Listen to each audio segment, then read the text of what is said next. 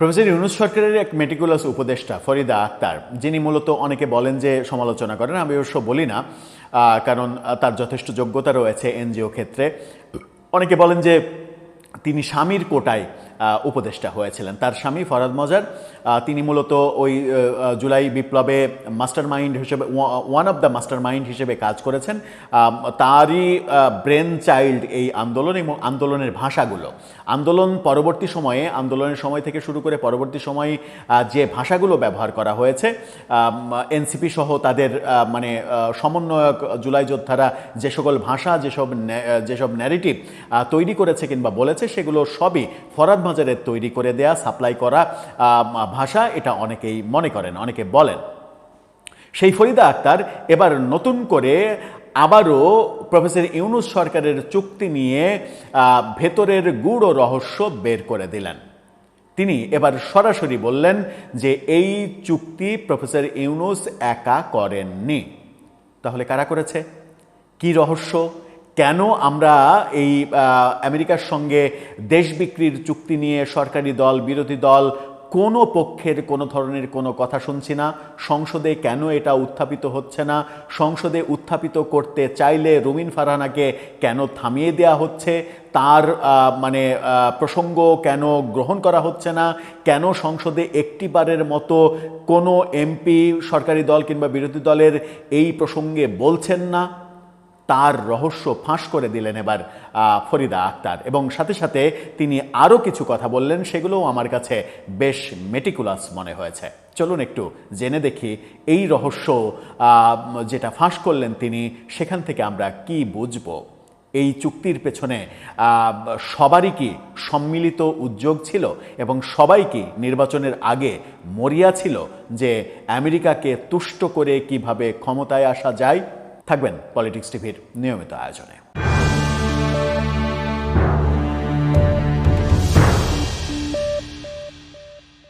দর্শক, বলছিলাম অন্তর্বর্তীকালীন সরকারের সাবেক উপদেষ্টা ফরিদা আক্তারের কথা। এর আগে তিনি এই চুক্তি নিয়ে বলেছিলেন যে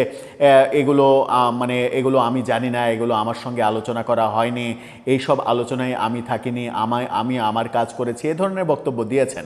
এবার তিনি আজকে একটা অনুষ্ঠানে বললেন যে এই চুক্তি প্রফেসর ইউনূস সরকার ভোটের মাত্র 3 দিন আগে করলেও সে একা করেনি। তাহলে কাকে নিয়ে করেছে? তিনি বলছেন যে বিএনপি, জামাত সহ বর্তমানে যারা বিরোধী দলে আছে সবার সঙ্গে আলোচনা করে সবার অনুমতি নিয়ে এই চুক্তি করা হয়েছে।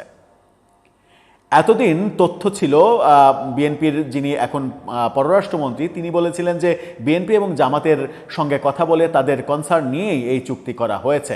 জামাত প্রতিবাদ করেছিল যে না, আমার সঙ্গে কোনো আলোচনা করা হয়নি। অথচ সংসদে এই চুক্তির বিরুদ্ধে জামাত একটা কথাও বলেনি। বিএনপি এই চুক্তির পক্ষে নানাভাবে ন্যারেটিভ তৈরি করছে। পররাষ্ট্র মন্ত্রী তো বলছেন খুবই ভালো চুক্তি, বাণিজ্যমন্ত্রী বলছেন এই চুক্তি নিয়ে উদ্বিগ্ন হওয়ার কিছু নেই, এটা আমাদের ভালো কাজে লাগবে, অনেক কথা। এনসিপির একটা নেতাও এই চুক্তি নিয়ে কোনো কথা বলছেন না। এনসিপির সঙ্গে আলোচনা হয়েছে কিনা এই রহস্য এর আগে পর্যন্ত ফাঁস হয়নি। এবার ফরিদা আক্তার স্পষ্ট বলে দিলেন সরকারি দল জামাত, বিএনপি, জামাত এবং বর্তমানে যারা বিরোধী দলে আছে সবার সঙ্গে আলোচনা করেই এই চুক্তি করেছে প্রফেসর ইউনূস। তার মানে এই চুক্তির ব্যাপারে আজকে যে এত প্রতিবাদ হচ্ছে, বাংলাদেশের সাধারণ মানুষ ফুঁসে উঠেছে, ক্ষেপে উঠেছে, বাংলাদেশের সুশীল সমাজ, তথাকথিত ইউনূসের চাটুকাররা বাদ দিয়ে বেশিরভাগ সুশীল সমাজ এই চুক্তির বিরুদ্ধে কথা বলছে, তখন সরকারি দল, বিরোধী দল সংসদে একটি কথাও হচ্ছে না এবং এই চুক্তি বাস্তবায়ন করার প্রক্রিয়ার মধ্যে চলে গিয়েছে তারা। ফরিদা আক্তার বলছেন যে 60 দিনের মধ্যে তো এই চুক্তি বাতিল করার অপশন ছিল, করেনি কেন সরকার?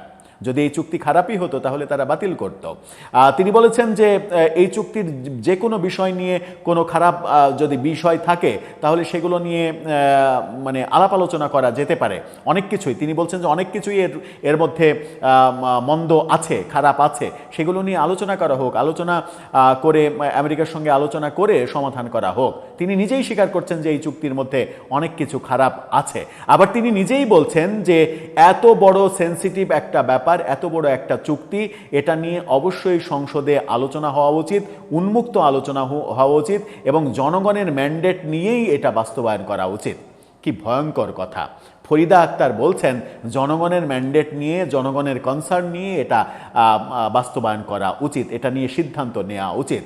অথচ তার সরকার, তার প্রফেসর ইউনূস, প্রফেসর ইউনূসের সাঙ্গপাঙ্গ, তারা এই চুক্তি করার আগে জনগণের ম্যান্ডেট কি নিয়েছে?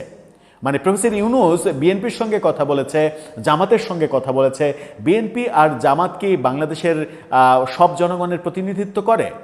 বাংলাদেশের অর্ধেক জনগণকে তো আপনি আগেই মাইনাস করে রেখেছেন ফ্যাসিস্ট বলে।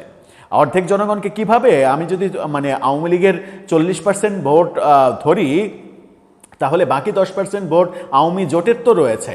আবার যারা নিরপেক্ষ এই ধরনের কার্যক্রমের মধ্যে যেতে চায় না, সব মিলিয়ে আরও 10% হবে না? তাহলে আপনি 50% মানুষকে আলাদা করে রেখেছেন। আলাদা করে রেখে আপনি 50% লোকের সঙ্গে বিভিন্ন ধরনের নেগোসিয়েশন করেছেন। তো বাংলাদেশের 50% জনগণকে আলাদা করে রেখে কিভাবে জনগণের বার্তা আপনি দিচ্ছেন? এটা তো একটা বড় প্রশ্ন। কারণ এখানে তো 100% জনসম্পৃক্ততা নেই। কারণ আবার এটা বোঝা যেত যে আওয়ামী লীগকে ফ্যাসিস্ট হিসেবে বাদ দিয়ে বাংলাদেশের যত রাজনৈতিক দল আছে সবাইকে যদি অন্তর্ভুক্ত করতেন সমস্ত আলোচনায়, তাহলে বোঝা যেত যে আপনি ইনক্লুসিভ একটা পরিবেশ তৈরি করতে চাচ্ছেন। বাংলাদেশের নিবন্ধিত দল 53-54টা, আপনি নিবন্ধিত দল 20 থেকে 22টার সঙ্গে আলোচনা করেছেন। বাকি ম্যাক্সিমাম 30-32টা নিবন্ধিত দলকে আপনি আপনার আলোচনার প্রক্রিয়া থেকে বাইরে রেখেছেন। সংখ্যাগরিষ্ঠ দলকে বাইরে রেখে আপনি কিসের জনসম্পৃক্ত সিদ্ধান্ত নিলেন? আবার আজকে এসে আপনি বলছেন যে এটা সংসদে আলোচনা করতে হবে। অবশ্যই সংসদে উন্মুক্ত আলোচনা দরকার। আপনি বলছেন কেন উন্মুক্ত আলোচনা করা দরকার? আপনারা তো দেশের অনেক বড় উপকার করেছেন এই চুক্তির মাধ্যমে। এই দেশকে আমেরিকার অঙ্গরাজ্য বানিয়ে ফেলেছেন। এখন এই দেশ ইচ্ছা করলে একটা সুই কেনার জন্য যদি মনে হয় যে আমি রাশিয়ার একটা সুই কিনবো, চীনের একটা সুই কিনবো, তাহলেও প্রভু আমেরিকার অনুমতি নিতে হবে যে প্রভু আমি এই সুইটা আমার টাকা দিয়ে কিনবো, আপনাকে টাকা দেয়া লাগবে না, আমার টাকা দিয়ে কিনবো। আমি কি কিনবো? কিনলে কাঁথা সেলাই করা হবে, না কিনলে আপনার কাঁথা ছেঁড়াই থাকবে, সেলাই করতে পারবেন না। এই হচ্ছে অবস্থা।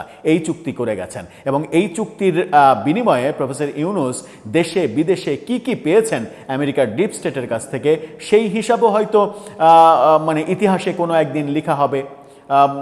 মুক্তিযুদ্ধের ইতিহাসও যখন 55 বছর পরে নানাভাবে নানা সময়ে লেখা হওয়ার কিংবা লেখার চেষ্টা আমরা দেখি, তেমনি প্রফেসর ইউনূস সরকারের ইতিহাসও এখন একভাবে শুনছি, আগামীতে হয়তো অন্যভাবে শুনবো, অন্যভাবে লেখা হবে। ইতিহাসই সব কিছুর সমাধান করবে। দর্শক, আপনার কাছে কি মনে হয় এই খেলা, যে খেলা শুরু করেছেন প্রফেসর ইউনূস, এই খেলার শেষটা কোথায় আসলে? আপনার মতামত জানিয়ে লিখতে পারেন আমাদের কমেন্ট বক্সে।